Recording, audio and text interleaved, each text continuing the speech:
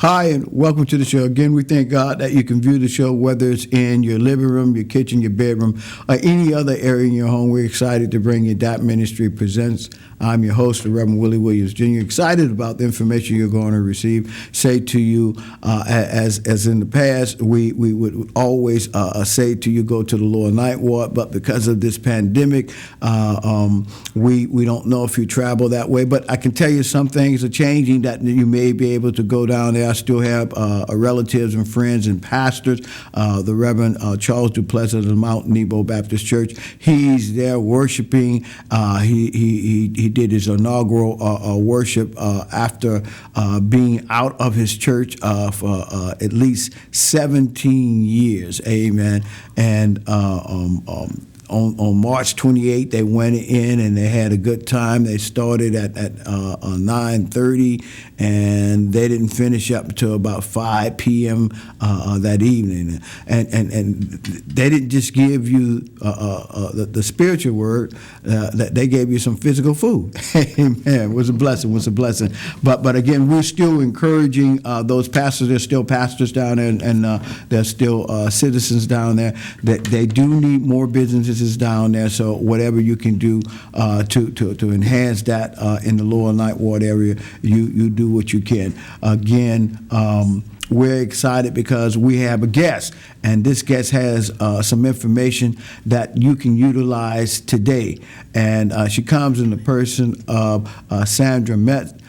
She is a member of the First Pilgrim Baptist Church. Her pastor is Dr. Eugene Mitchell. And Sandra, we call you public relationship, public speaker, all-round everything, lady, especially pertaining to your church. But we know that you have some information for our viewing audience. I do, and the first thing I want to say is, of course, Pastor, I'm just so excited to be back here with you. Forgot my glasses, had to get them. So I'm so excited to be back with you here. It's a pleasure and always an honor, and of course I appreciate certainly the opportunity. But we're back. First Pilgrims has been back in our church probably maybe 4 to 6 weeks after COVID initially started. We were actually back in our sanctuary. Initially what we were doing, we were pre-recording every Saturday. Our essential people would come in, praise team would come in, some of our deacons, deaconess, our ushers, and they would come in and we would actually do a pre-recorded service, and then we would air it on our social Facebook distance stream. Right, socially distant. Even now, our full music department is not back in place. It's praise singers. It's about 6 of us on a given Sunday. We're set out in our choir stand. It's big enough to be able to do that, and in our band. Then after that, after we came out of that, then we actually went back into a full-time ministry. We were in the sanctuary every Sunday. We have 2 services. Some of our changes have been over this last year. The service, if you remember, we used to do an 11 o'clock service, and now that service is at 10 o'clock. So we still do a 7:45 service in the morning on Sundays, and now we have our 10 o'clock service. The order of worship is a little different. The structure of the service is a little different. Certainly, we have the blessing and the opportunity to really be able to distance seating because our pews in our church are very long. So we usually do 4 to a pew. As with COVID guidelines, the only people that are allowed to kind of sit together are folks in the same pod. You're in the same house. Family members can sit together. But outside of that, and they are seated by the ushers when they come in. We have still taking temperatures. Oh, absolutely. We were doing manually initially, but now we actually have the Wi-Fi ones on our walls. So you just walk up to it, kind of point your forehead towards it, and it gives a number. You can do your wrist. We have some. We have for our short people, the little people. We have the little short ones on the wall. I hope that's our babies. I hope you're talking about kids. I hope you're not talking about adult short people. No, I would not dare do that. I'm talking about our babies and our young people. And then we have our we have them positioned on the wall in different places, and we have sanitizers all over our church. Just automatic sanitizers you can go up to and sanitize your hands at any time. So we are strictly adhering to COVID guidelines. But we're churching, man. We're churching. We shouting. We praising. We preaching. We dancing. We still doing all of that in the name of the Lord. And it's been interesting. This last year has been interesting. It's been something that one thing that God has given us an ability to adapt to whatever circumstances we find ourselves in.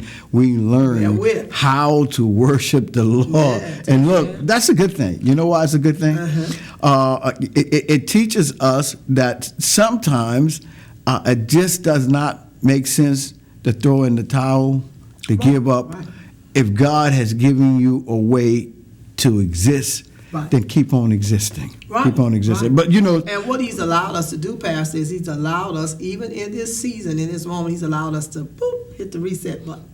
So you get an opportunity as an individual believer, as a human being, to step back, do some self-evaluation, hit the reset button, and get the opportunity to start afresh, to start anew, And we know it's uncomfortable. We know there's some strange things, but even in the midst of the strangeness and the uncomfortableness, God is still there. He's still with us, because He said in His Word, I'll never leave you, nor will I forsake you. Now, y'all doing something Absolutely. coming up? We have some things going on the horizon, actually. As we get ready on Friday morning, Friday the 23rd, we have a COVID vaccination day at First Pilgrims. You can call our offices, 504, the number is 504-944-0504, out there to the viewing audience. Give us a call, and we have someone right there now that you can call, and they can take your information. That's like registering you? Just pre-registering you. We have to have you pre-registered for you to come in. The only thing that we ask you to bring is perhaps just an ID, and that's it. The Moderna, we're not sure yet though what shot is going to be administered, because they don't know that, depending on what New Orleans East Hospital, who is the partner, what they have. Well, it probably won't be the Johnson & Johnson. It probably will not be Johnson & Johnson. at this time. Right, at this time, it will be the Moderna or the Pfizer. But again, Friday, April 23rd, and we have a double blessing for you. Not only can you come and get your vaccination, but you can also leave with a box of food if you need that too. So we are now what time is that for?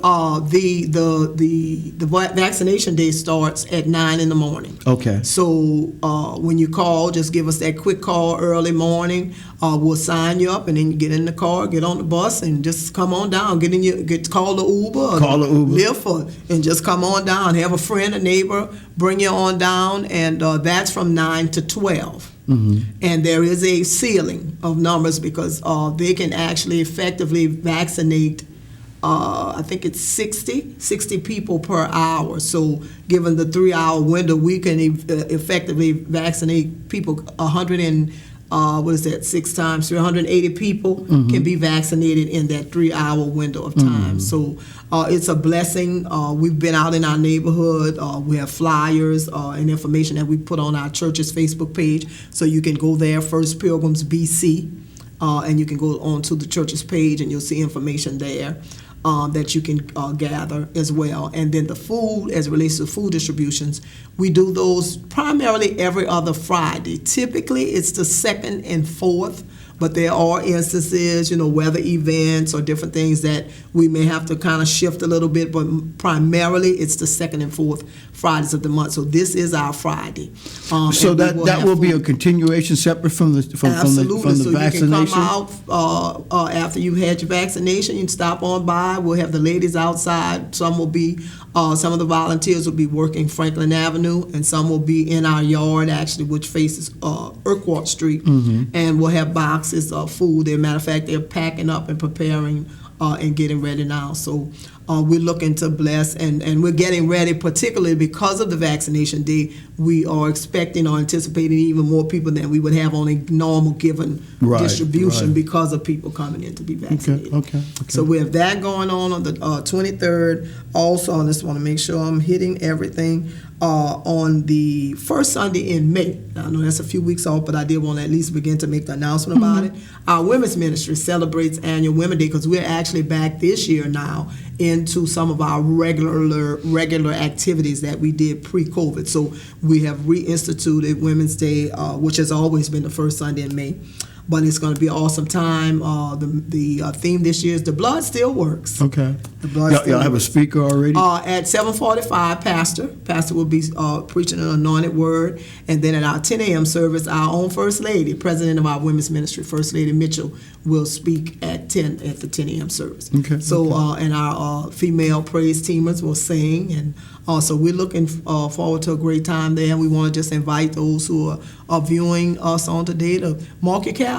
Come on down first Sunday in May and share with us in our annual Women's Day celebration. So we're still shaking, we're still moving. Again, even in spite of what we see, as you said so eloquently just a moment ago, we're adaptable. God has given us the believer a spirit of resilience. Where we like that weeble wobble. We might go back a minute, we come back up. Well, I liken it into the recipients of Katrina, those that are the survivors of Katrina. I know you're a survivor of Katrina as well. Yes. And that we were resilient enough to believe, because there were people that were saying when we were relocated and saying, why are you going back to that city? Yes. Why are you going back to rebuild? Right. Why are you going back there to worship? And one of the church members was saying after Katrina, the first things that were back, shocking as it was, were the bar rooms and not the churches. Right. Right. And it was complicated because it wasn't because the churches were not back because of the power of God or that the people of God. It was because the people were displaced. Right. They could come back and worship on the grounds of the church. But there were many long edifices, many sanctuaries were destroyed. And the other issue is it was a long traverse. I mean, if you got to travel from Atlanta to New Orleans, Houston, people were in California, right. People were in places that they had never been before, right. And so they longed to be here, right. but right. sometimes you couldn't be here. And I was blessed, Sandra, that. We were fortunate. We were displaced, and we went to Baton Rouge, and the Lord blessed one of our pastors, the pastor, Reverend Dr. Bobby Myers. He got together with one of Masonic lodges, and they gave him a building to use that we could worship. Those preachers, pastors that were displaced, gave them an opportunity to have their own come in and worship. have their worship. Yeah, Okay, awesome. and you know, it was not awesome only gesture. it was so I want to say familiar that you thought you were back at your own church, because it wasn't structured like your old church, right. but it was an opportunity. It's like all the people from that area coming together, and we had a great time. And look, I know I've talked to other pastors that when they were displaced, they went to some of the local churches in Baton Rouge, and no disrespect, they just didn't feel at home. Like, and no you know place how like that home. is. Yeah, you know how that Judy works. Garland said, "There's no place like home." Yeah, you know how you feel. You somebody says you can take your shoes off at home, but you're in other people's house. Keep your shoes on. Right. Don't get too comfortable. Right. Don't get too comfortable. Well, now we were in Houston about 50 or 60, might even been 100, but I know at least maybe 50 to 60 of our members were actually in Houston. So we actually